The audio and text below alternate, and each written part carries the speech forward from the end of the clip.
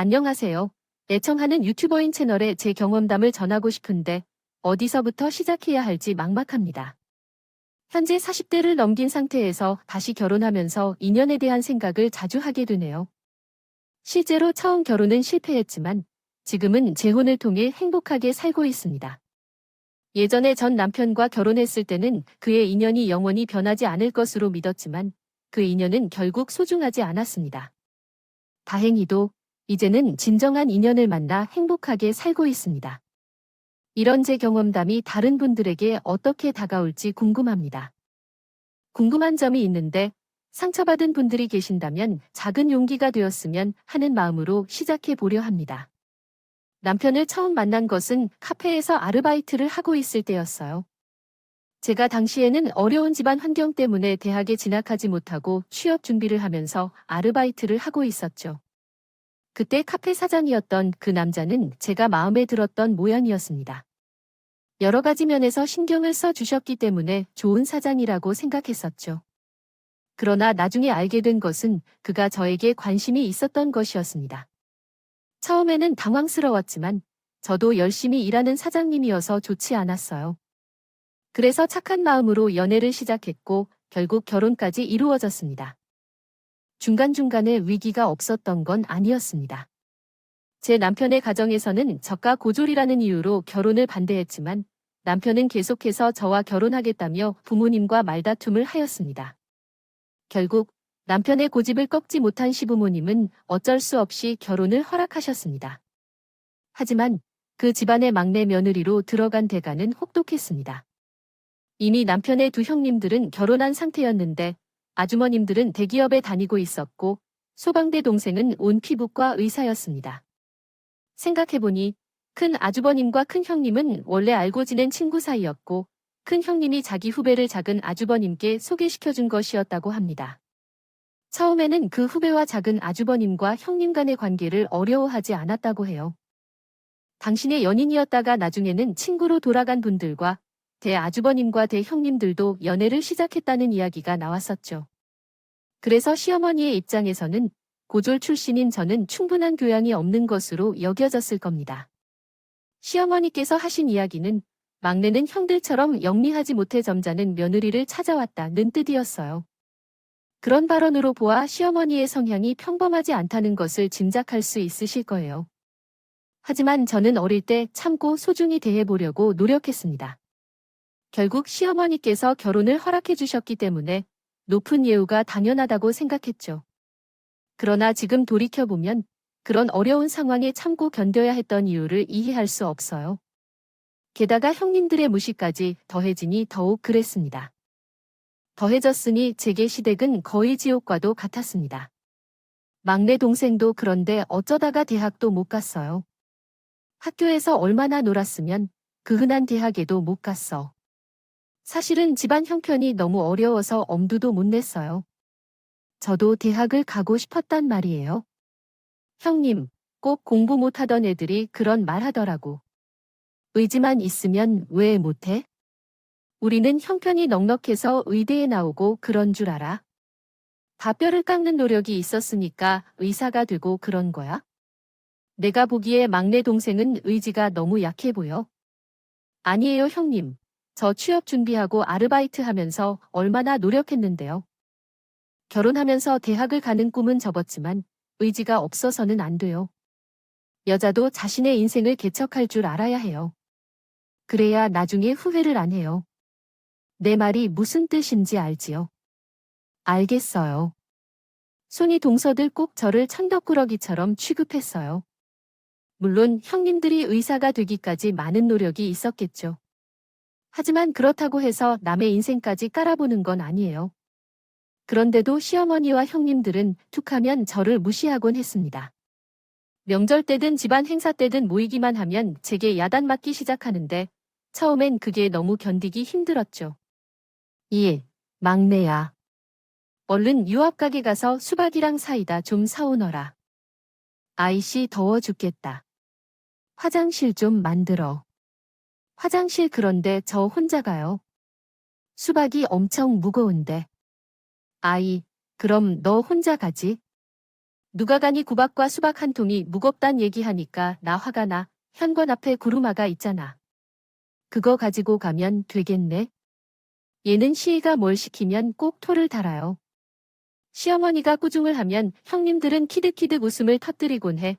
정말 그 모습에 얼마나 얄미 모르지. 마음 같아선 손톱을 세우고 그 웃는 얼굴들을 할게 버리고 싶었지만 당시에는 그럴 용기가 없었네요. 결혼 후 처음 몇 년 동안은 그런 부당한 대우를 참아야 했어. 내놓았어요. 그렇다 보니 시어머니나 형님들도 절 내게 인정해줄 날이 올 것이라고 믿었었거든요.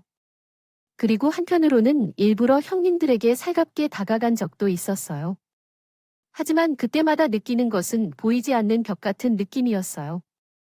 저 큰 형님, 오늘 혹시 시간 되세요? 시간 의사가 어디로 가는지 왜 그런 일이 있어? 그냥 인생 상담 같은 것 좀 하고 싶어서요.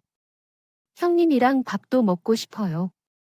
다 큰 사람인데 무슨 인생 상담이라니 안 돼? 둘째, 동서한테 물어보라 해.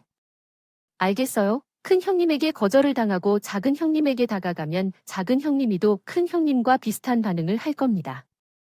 시댁에서의 처지가 나의 낙동강 같았어. 오리알이 다른 건 없었죠. 물론 남편에게 이런 고민을 호소해 본 적도 없었어요. 여보, 나 시댁만 가면 너무 소외감을 느끼는 건 형님들이 툭하면 나를 무시하고 하는 것 같아. 지키, 너 하는 것 같아. 큰 영수랑 작은 형수랑은 결혼 전부터 친한 사이였지. 아, 그래서 당신이 그런 기분을 더 느끼는 걸까? 너무 그렇게만 생각하지 말고 당신이 먼저 다가가 봐. 밥도 좀 사달라 했을 때도 다 해봤는데 돌아오는 건 차가운 거절뿐이라니까. 아무래도 형님들은 날 상대하고 싶지 않나 봐. 그래, 참 너무들 하네. 나중에 일러서 은근히 얘기해 볼 테니까. 너무 신경 쓰지 말고 내 남편은 별로 꼴모를 하는 듯이 혀를 찼지만 큰 도움이 되지는 않았어요. 오히려 자기 마누라를 역설한다며 시어머니에게 꾸짖는 척 만들었죠. 시어머니와 형님들의 따가운 시선은 날이 갈수록 심해지기만 했습니다. 저는 그들에게 당한 불합리함을 마음속에 꾹 누르며 참고 있었어요. 그런데 제 감정이 한꺼번에 터져나오는 일도 있었습니다. 그날은 명절 음식을 만들기 위해 전날 시댁에 모인 날이었어요. 아유, 작은 애랑 큰 애가 왔네. 오지 않아도 됐는데 뭐 하러 왔어? 요새 파기할 텐데 어떻게 시간을 냈냐? 요새 우리 한가해요. 좋은 병원으로 이직하려고 작은 동생이랑 같이 사직을 기릅니다. 썼어요. 뭐, 사표 아니야. 그렇게 막 사표 써도 돼. 잘 알아보고 하는 거야. 그럼요. 미리 다 알아보고 움직이는 거죠. 예, 아주 큰 피부과 병원이 있거든요. 거기 마침 딱 2다리가 난다고 해서 작은 동서랑 같이 사표 썼어요. 아이, 그래. 물론 잘 되면 아무 상관 없지만. 아 하긴, 너들이 어린이 알아서 잘하려고. 뭐든 강남에 있는 게 최고의 나지. 두말하면 입만 아프죠. 확실히 강남이라 조건도 달라요. 만약 거기 들어갈 수만 있다면 지금 면봉 다 2배 정도는 더 받을 수 있다니까요. 아유, 그래. 그렇게만 되면 나야 더 좋지. 우리 며느리가 둘씩이나 강남 피부과 의사 선생님이면 내 체면이 얼마나 될까요? 살겠니 형님과 시어머니께서는 하하호호 웃음꽃을 피우십니다. 전 안중에도 없었어요. 서운한 마음을 참고 이런저런 일을 하고 있었는데 갑자기 큰 형님이 엉뚱한 말을 하고 계셔요. 어머니, 그러지 말고 우리 마사지를 받으러 다녀오실래요? 제가 잘하는 데가 있는데 거기 정말 잘하는 집이거든요. 아, 이런 때 어머님과 그런 데 다녀오는 거예요? 마사지? 아유, 그래요. 안 그래도 그런 데 가고 싶었어요. 요새 삭신이 쑤셔서 얼마나 괴로운지 모르겠어요. 아이, 근데 내일 차례 음식은 어떻게 해야 할까요? 막내가 하면 되겠죠? 전 몇 개만 더 붙이고 생선만 지으면 되니까 막내, 내가 혼자 할 수 있을 거라 믿어요. 시어머니께서 기대에 가득 찬 표정으로 나를 바라보시며 거기다 대고 안 된다는 말을 도저히 하지 못하겠다고요. 형님들도 대놓고 압박을 하는 겁니다. 마무리는 작은 동성분이 좀 해주시겠다 했어요. 우리가 어머니 모시고 마사지 좀 받고 올 테니까. 그런데 이거 저 혼자 다 하기엔 좀 많은 것 같은데. 오, 많긴 뭐가 많아요? TV 보면서 살살하자. 금방 할 것 같구만. 암튼 우린 다녀올 테니까. 동성이 얘 좀 써줄 거야. 제 의사와는 상관없이 신세한테 나갈 채비를 마치셨고 프라이팬 앞에 앉아 계시면서 한마디를 고 말씀하셨다. 우리 집안에 고졸 출신 며느리가 들어왔을 때 예상치 못한 일이 아니었다. 고졸이 우리 집에 들어와서 공식적인 태도로 말하리라고는 생각지 않았어요. 그러니까 명절 음식은 너 혼자 좀 달아라. 뚝뚝한 손짓이 어디서 쉬우리? 반의 팔자로 보아 한만타. 알았지. 그러면서 형님들과 함께 쓱 나가버리는 일은 아닐 테 분명해요. 그 모습을 보는데 정말 놀랐답니다. 혼자 시댁에 남은 저는 전도하고 생선도 잡아가면서 많은 생각을 했습니다. 제가 왜 이러한 대접을 받아야 하는 것인지 도저히 이해가 되지 않았거든요. 과연 이것이 행복한 나의 삶을 위한 것인가 싶기도 했고 언제까지 이런 취급을 받으면서 살아야 할지 모르겠네요. 아득한 DOM은 한순간 분노가 치밀어 올랐습니다. 저는 만들던 명절 음식을 내려놓고 시댁 냉장고 문을 열어 소주를 꺼내어 마셨습니다. 무언가 행동하지 않으면 미쳐버릴 것만 같았어요. 산적을 안주 삼아 술을 마시고 소파에 눕게 되었죠. 몇 시간이 흐른 뒤 마사지샵에 다녀온 형님과 시어머니는 집에 들어오자마자 집안이 개판이 되어 있어서 비명을 질렀습니다. 아니, 이게 무슨 일이야, 은희야? 너 음식 다 만들었어? 손도 안 댄 것 같은데 이래놓고 소파에 누워서 뭐 하는 거니? 시어머니는 의사 며느리만 좋아하는 모습이었습니다. 오셨어요. 어떻게 하죠? 시원한 마사지는 잘 받으셨어요? 아, 유술 냄새 아니에요? 응, 너도 술 마셨어? 아, 너 정말 미쳤어? 어머니, 전 미쳤습니다. 어머니와 형님들 때문에 정말 미쳐 돌아버릴 것 같아요. 어머니, 왜 제가 싫으세요? 정말 고졸이라서 그런 거예요? 아니, 얘가 어디서 들고 눈을 불 이런 데서 다 학력이 나오는 거야? 내가 배움이 짧다 보니까 이런 행동을 막 하는 거지. 그러니까 맞아요. 어머니, 그래서 말인데요. 저 어머니 며느리 안 할래요. 이런 데서 받으면서 며느리 안 하고 싶다고요. 뭐, 오냐? 그럼 그렇게 해라. 나도 처럼 시끄럽게 만드는 며느리는 이제 더 이상 보고 싶지 않다는 듯이 시어머니는 식탁 위에 있던 물컵을 제 얼굴에 확 뿌리셨어요. 전 그 순간 이성의 끈을 놓고 거실에 널려있던 프라이팬이며 번식을 다 집어 던지고서 난장판을 만들었습니다. 그리고 가차없이 시대가 나아버렸다. 그동안 쌓여왔던 울분이 터져나오며 깽판을 쳐버렸습니다. 집에 돌아가니 남편이 화를 내더군요. 당신 미쳤어. 엄마랑 몸싸움 했다며 집도 다 엎어버렸단다. 그게 사실이야? 아니, 세상에 어떤 며느리가 시어머니랑 몸싸움을 해? 누가 그래? 누구한테 그런 말 들었냐고 큰 영수가 전화 왔다. 내가 바람에 날아온 나 때문에 엄마가 화를 내셨다. 이 정말로 말도 안 되게 막무가내군. 화가 난 것 알아도 이럴 줄은 몰랐어. 당신이 마누라 말보다는 형수의 말을 더 믿는 사람이라니. 그런 사람과 어떤 대화를 해? 내가 뭘 해도 변명으로만 들릴 텐데.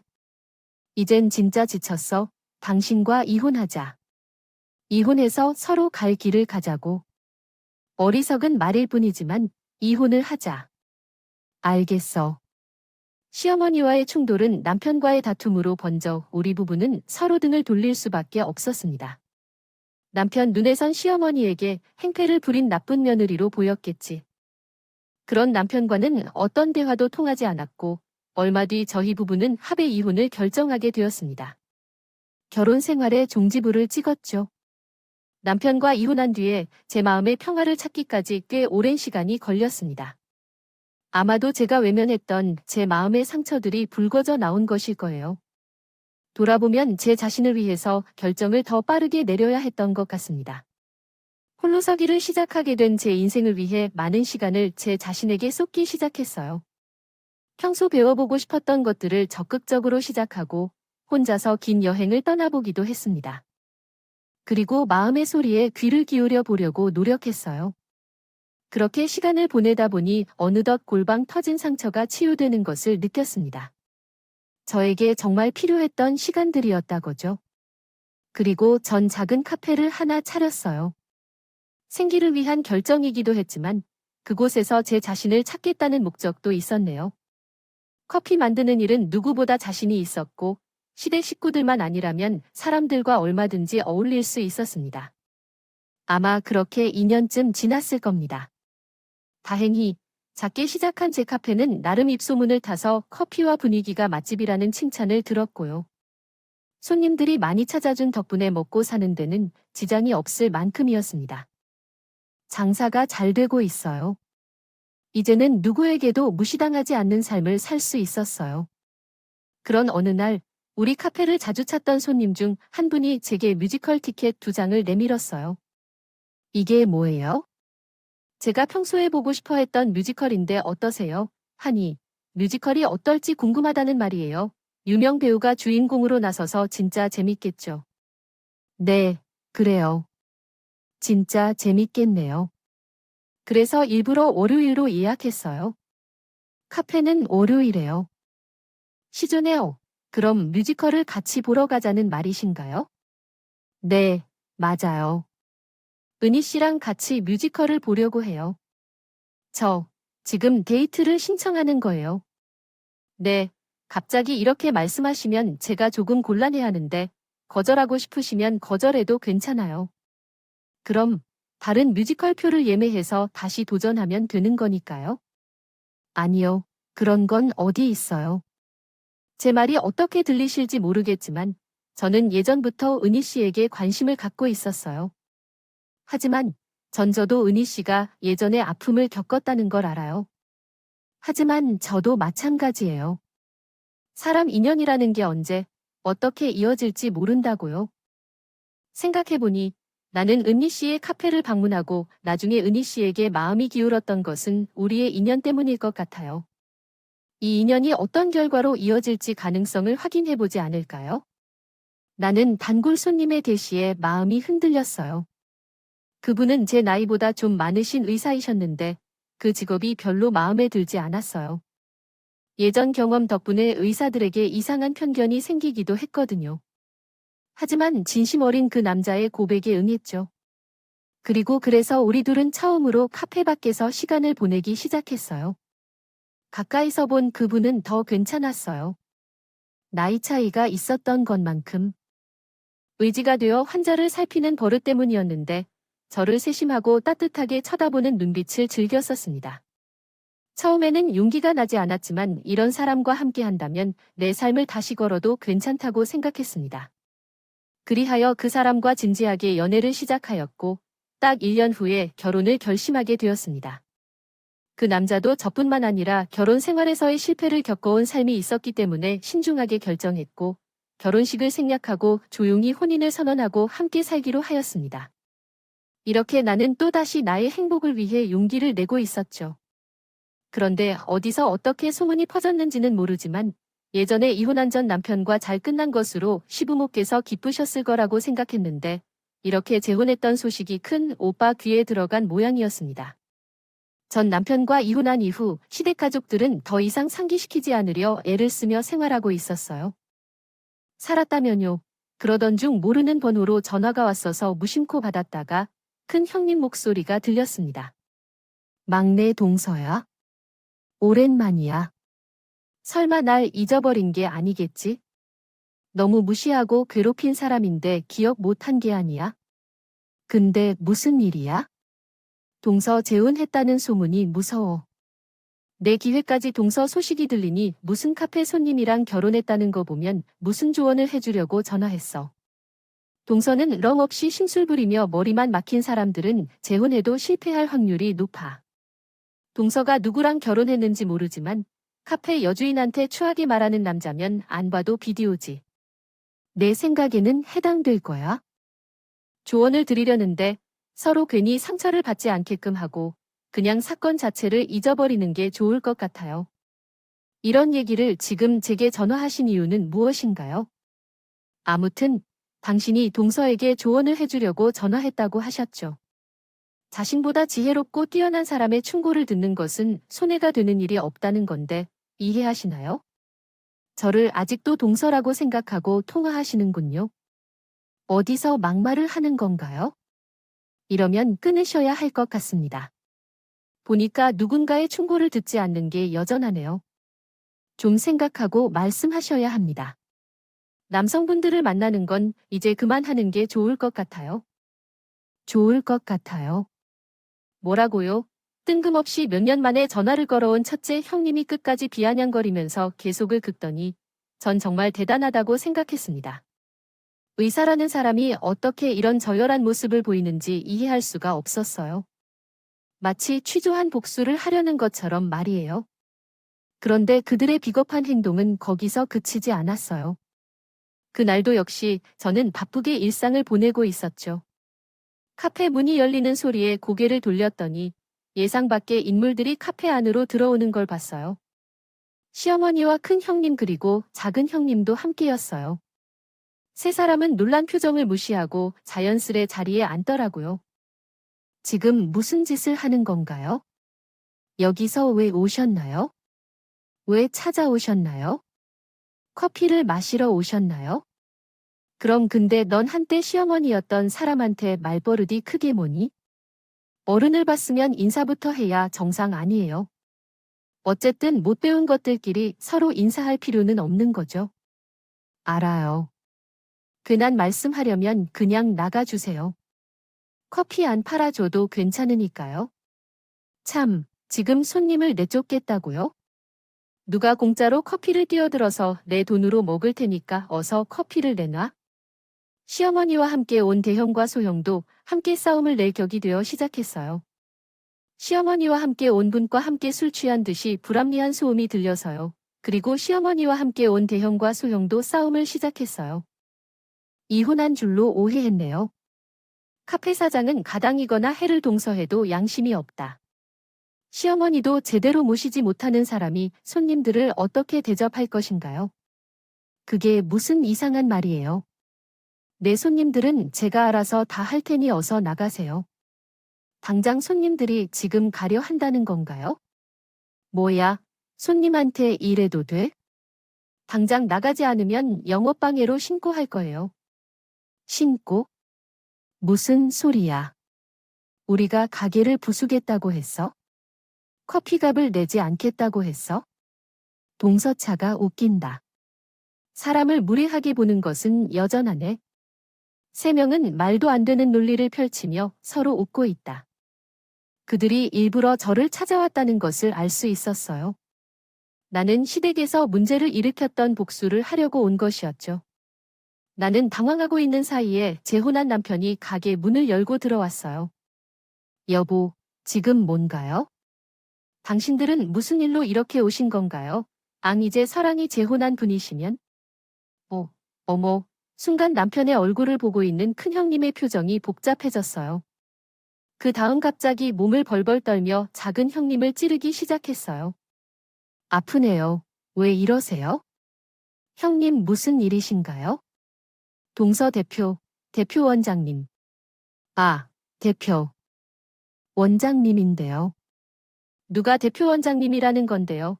작은 형님이 카페 안 손님을 둘러보고 있는 사이에 갑자기 남편의 표정이 돌변했어요. 뭐야, 박 선생님이랑이 선생님이에요, 맞죠?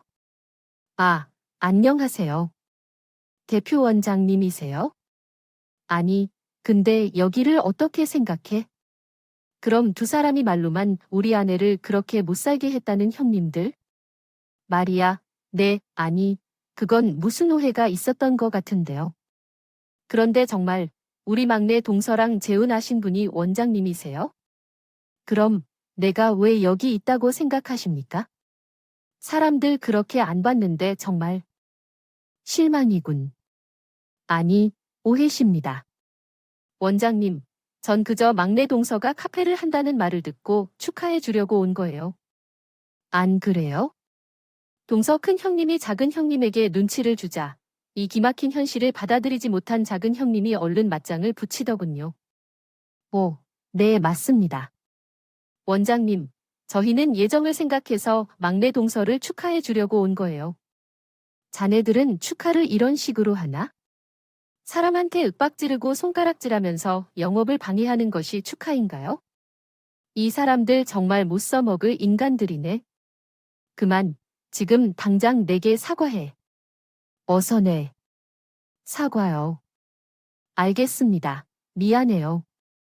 동서, 정말 많이 놀랐어요. 남편의 윽박에는 두 형님들이 제게 머리를 숙였고 금세 태도를 바꾼 그들을 마음껏 비웃었어요. 정말 이런 일이 있네요. 그래서 저희 남편이 병원에서 근무하는 분들이었어요. 형님들이 이런 것을 보면 참으로 사람 인연이라는 게 웃겨요. 그렇죠? 어떻게 해서 대표 원장님이랑 결혼을 했는지. 제주도도 좋아요. 참동서는 사람을 깔보고 무시하는 걸 버릇으로 가진 분들이 갑자기 왜 이렇게 공손한지 정말 의문스러워요. 아까처럼 해보시지요. 왜? 동서는 농담도 우리가 언제 동선을 깔았다고 그러길래 원장님이 오해하시는지. 아, 그냥 의견이 좀 달렸던 거예요. 형님들이 나와 남편 앞에서 쩔쩔매어서 분위기를 파악하지 못한 시어머니가 갑자기 호통을 쳤습니다. 그래서 뭐냐? 우리 아들이랑 헤어지고 만난 놈이 나 인간이냐? 고래 남편 나타났다고 오려먹나?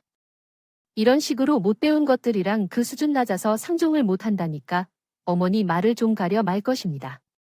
가리긴 무엇을 가릴 거냐? 금방 전부 순순히 하던 애가 갑자기 센 척이라니 얼마나 가짜냐고 안 그러니? 어머니, 그게 아니라 여기 계신 분이 우리가 근무하는 병원장님이시라고 말을 좀 조심하시길 바랍니다. 병원장님이 하고 정말 사태를 파악한 시어머니가 갑자기 표정을 바꾸며 남편에게 인사하더군요. 어머나, 어떻게 이런 인연이 다 있을까요? 제가 옛날에 우리 막내 며느리를 참 아꼈었는데, 아유, 우리 아들이 좀 못났어야 말이죠. 아쉽게도 결혼 생활은 마무리했지만 제가 얘를 아끼는 마음이 지워지질 않아요.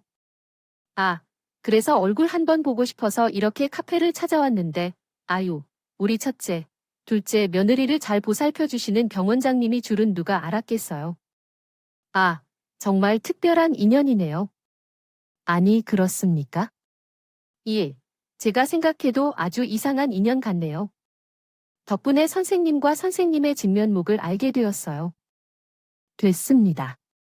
제 눈에 두 선생님은 환자를 보기에는 부적절한 분들처럼 보이네요. 안 그래도 두 분 곧 계약이 만료되는 거로 알고 있는데 조만간 뵙도록 하죠.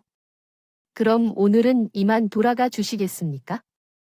아니요, 무슨 그런 섭섭한 말씀을. 시어머니와 여러분은 남편의 눈치를 보며 가게를 벗어났습니다. 저는 꽁무니를 빼는 그분들의 모습을 보며 통쾌함을 느꼈어요. 아니요. 어떻게 박 선생님과 이 선생님이 동서 드릴 수가 있어 나원 참. 난 저 사람들이 저렇게 저지인 줄은 정말 몰랐다니까요. 하고 있을 줄은 몰랐네요. 남의 가게에 와서 저렇게 해고당한 사람들을 우리 병원의 의사로 쓸 수 있는 방법이 있는데요. 아무 걱정하지 않으셔도 돼요. 모든 문제는 제가 해결할 테니까요. 남편은 저보다 더 씩씩하게 화를 내더라도 자신의 병원에 소속된 의사에게 제가 병변을 당했다는 사실에 분노가 치밀었습니다. 남편은 즉시 두 동서들과 계약을 마무리했고 그 뒤에 두 사람이 저에게 다시 찾아와 무릎을 꿇고 속삭였어요. 우리 이제 큰일 났어요. 병원에서 해고되었다는 소문을 퍼뜨렸어요. 다른 병원에도 취직할 수 없는 상황이야? 동가 원장님께 말씀을 잘 전해주면 도움이 될까요? 진심으로 부탁해요. 한 번만 저희 말씀을 들어주세요. 응, 제가 왜 그런 거죠? 전 그런 마음으로 하고 싶지 않아요. 그래도 예전에 우리는 잘 지냈던 건가요? 우리는 조금 틀렸었던 것일까요? 동수에게 그러면 안 됐던 것이지만 진짜 우리가 잘못한 것 같아요. 응, 제게 그럴 필요 없어요. 그리고 다시는 얼굴을 보고 싶지 않으니까 이제 그만 찾아오지 말아주셨으면 좋겠네요. 이제 그만 돌아가 주세요. 아, 동서, 그러지 말고 제발 부탁 좀 하죠. 응, 큰 형님과 작은 형님은 손과 발이 되도록 빌었습니다. 화가 잔뜩 난 남편이 병원에서 해고 조치를 한 것은 물론이고 유명 피부과 전문 병원 원장님들께도 이야기를 해야 했습니다. 더군요, 유명한 병원에서 근무한다는 것은 높은 수익과 직결된다는 의미였어요. 그게 없어지니까 당연히 두 형님들이 안달이 날 수밖에 없었어요.